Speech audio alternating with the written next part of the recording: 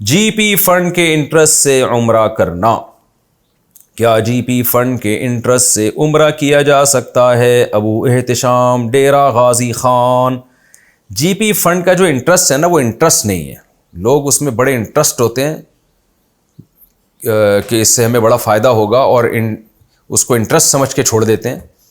تو یہ بڑی انٹرسٹنگ بات ہے کہ جی پی فنڈ کا پروفٹ سود میں داخل نہیں ہے، کیونکہ آپ سود تو کہتے ہیں کہ جو قرضہ آپ دیتے ہیں، جس کے آپ مالک ہیں جن پیسوں کے، اس پر جو آپ پروفٹ کماتے ہیں مشروط، تو وہ سود کہلاتا ہے۔ جی پی فنڈ تو وہ فنڈ ہے جو ابھی آپ اس کے مالک ہی نہیں بنے، آپ کی تنخواہ سے کاٹا جا رہا ہے، تو وہ تنخواہ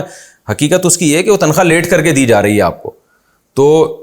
وہ آپ اس کے مالک ہی نہیں بنے، تو اس لیے وہ سب علماء کا یہی فتویٰ ہے کہ وہ سود میں داخل نہیں ہے، اگرچہ اس کو کہتے سود ہی ہے لیکن کہنے سے نہیں ہو جاتا۔ ایک آدمی شہد کو شراب کہنا شروع کر دے تو وہ شراب تھوڑی بن جائے گی، یا شراب کو شہد کہنا شروع کر دے تو وہ حلال بھی نہیں ہو جائے گی، تو ناموں سے کچھ نہیں ہوتا۔ اس لیے جی پی فنڈ کے انٹرسٹ سے آپ عمرہ بھی کر سکتے ہیں کیونکہ حلال ہے۔ بارگیننگ کرنے کا شرعی حکم، بارگیننگ کا سنت طریقہ بیان فرما دیں۔ اکثر بارگیننگ کرتے ہوئے ایک شرم سی محسوس ہوتی ہے، جبکہ اکثر دکاندار کو اس کی منہ بولی قیمت دے دی جائے تو وہ بہت زیادہ ہوتی ہے۔ فہیم صاحب کراچی سے۔ جناب فہیم صاحب، شرم تو آتی ہے، ہمیں بھی آتی ہے، بعض دفعہ واقعی آدمی کہتا ہے، وہ بندہ کہہ رہا ہے یہ چیز 2 لاکھ کی، آدمی کہہ رہا تو 50,000 کی ہے، تو وہ واقعی 50 پہ دے بھی دیتا ہے۔ اب میری بھی یہی کیفیت ہے، بندہ 50,000 کی چیز ہمیں 4 لاکھ کی بتا رہا ہوتا ہے، اب میں کہتا ہوں یار مفتی طارق مسعود صاحب ہوں، میں کیا بولوں یار اس کو میں، تو ہمیں بھی لوگ چونا لگا دیتے ہیں اس طریقے سے۔ وہ لوگ جو یہ کلپ نہیں سن رہے ان کی بات کر رہا ہوں، جو سن رہے ہیں اگر ان میں کوئی تاجر ہے وہ کبھی بھی نہیں لگاتا، تو واقعی شرم آتی ہے انسان کو، اگلے کو شرم نہیں آ رہی ہوتی نا، ایک چیز کی 10 گنا زیادہ قیمت بتا رہا ہوتا ہے، تو لیکن بھائی تھوڑا سا بے شرم بن جائیں زیادہ بہتر ہے، کیونکہ آپ کو جو چونا لگائیں گے نا لوگ، 5 روپے کی چیز آپ کو 200 روپے کی بیچیں گے، تو کاروبار کرنے کے لیے اتنی شرم یہ صحت کے لیے نقصان دہ۔ تو میں نے تو اس کا حل یہ سوچا ہے کہ مجھے اگر خطرہ ہونا کہ یہ بندہ اتنی قیمت لگائے گا اور پھر مجھے آدھی بتاتے ہوئے شرم آئے گی، تو میں خود کرتا ہی نہیں، میں کسی بندے کو بھیج دیتا ہوں، اپنے کسی شاگرد کو بھیج دیتا ہوں کہ وہ جو ڈھیٹ قسم کا ہوتا ہے نا، ذرا بے شرم قسم کا ہوتا ہے، مجھے پتہ ہے یہ طبیعت سے اس کو دھوئے گا، تو وہ اس کو میں پارسل کر دیتا ہوں کہ بھائی میری بسم اللہ اللہ اکبر، یہ ٹھیک ہے نا، ایسے ہو جاتا ہے، اور وہ جا کے میری طرف سے پھر خریداری کرتا ہے۔ اس میں یہ ہوتا ہے کہ پھر وہ طبیعت سے، ابھی میں نے بکری خریدنی تھی تو وہ اتنی قیمتیں بکریوں کی بتا رہے تھے، میں مارکیٹ میں گھوم کے آ گیا، میں نے کہا بھائی اب ہمیں شرم آ رہی ہے، ایک بکری جناب 30,000 کی ہے، وہ اس کے 1.5 لاکھ بتا رہے۔ اچھا پھر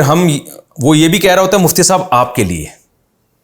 تو اب آدمی کیا بات کرے اس سے، ہم سمجھ رہے تھے یار سر میرے لیے جو ہے نا، ورنہ تو یہ 1.5 کروڑ کی ہونی چاہیے، میرے لیے 1.5 لاکھ کی کہہ رہے۔ بعض دفعہ واقعی سچی مچی میں ایسا ہوتا بھی ہے، لوگ عقیدت میں کم قیمت بتا رہے ہوتے ہیں، لیکن ہمیں کیا پتا یہ سچی مچی میں کر رہا ہے یا جھوٹی موٹی کر رہا ہے، ہمیں کیا پتا چلے گا۔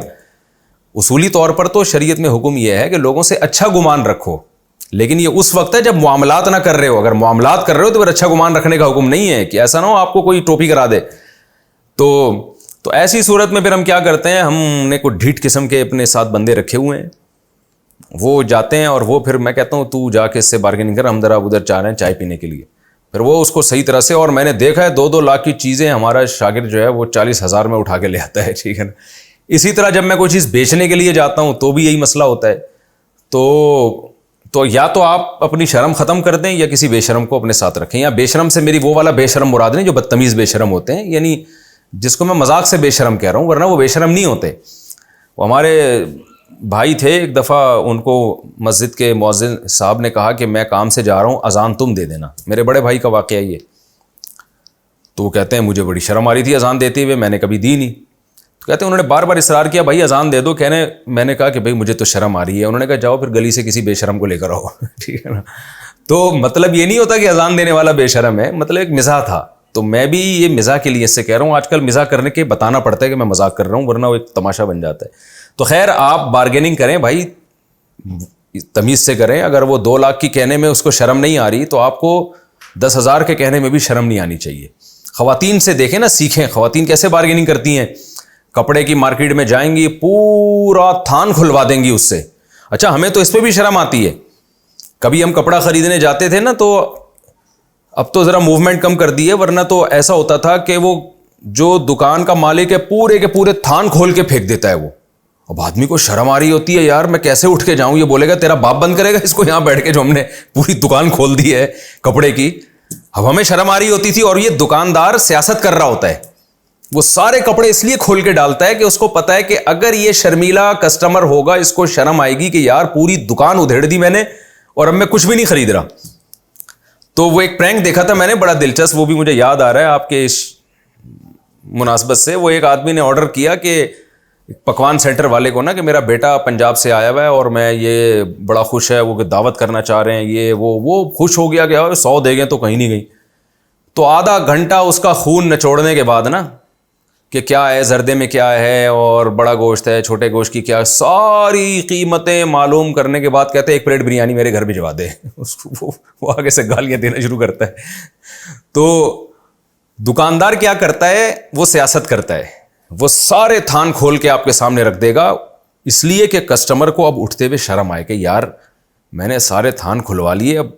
میں جاؤں کیسے, تو وہ کچھ نہ کچھ خرید لیتا ہے. تو یہ دکاندار کی سیاست ہوتی ہے عام طور پہ, وہ دکاندار جو میرا بیان نہیں سن رہے اس وقت. تو اس لیے شرما شرمی میں بھائی تجارت نہیں ہوتی, یا تو کسی ڈھیٹ آدمی کو رکھیں اپنے ساتھ بے شرم ٹائپ کے آدمی کو, یا خود تھوڑی دیر کے لیے شرم سائڈ پہ رکھ لیا کریں, ورنہ لوگ بیوقوف بناتے رہیں گے. اس کا طریقہ یہی ہوتا ہے کہ بھائی جب آپ کو ایک چیز کی قیمت 50,000 ہے اور وہ 2.5 لاکھ کہہ رہا ہے, آپ 25,000 لگائیں تو اس کو غصہ آئے گا, لیکن وہ مصنوعی غصہ ہوگا کیونکہ سارا دن وہ اسی سے نمٹ رہا ہوتا ہے, وہ اوپر سے غصہ کر رہا ہوتا ہے. تجارت میں اس طرح کے غصے والے لوگ تجارت کر نہیں پاتے ہیں. تو اس طرح سے اپنے اندر تھوڑی سی شرم جہاں ہونی چاہیے وہاں کریں نا. گناہ کرتے ہوئے شرم آنی چاہیے انسان کو, نماز قضا کرتے ہوئے شرم آنی چاہیے, بد نظری کرتے ہوئے شرم آنی چاہیے, ابا کے سامنے اونچی آواز سے بات کرتے ہوئے شرم آنی چاہیے, اماں کے ساتھ بدتمیزی کرتے ہوئے شرم آنی چاہیے. ان چیزوں میں شرمائیں. کاروبار میں اگر شرمانے بیٹھ گئے تو ہو گیا کام آپ کا. کچھ دن کے بعد آپ چڈی بنیان بیچ رہے ہوں گے غربت کی وجہ سے نا, اور پھر لوگ کہیں گے شرم نہیں آ رہی چڈیاں بیچ رہے ہو, تو آپ کہیں گے شرم ہی کی وجہ سے یہاں تک پہنچا ہوں میں.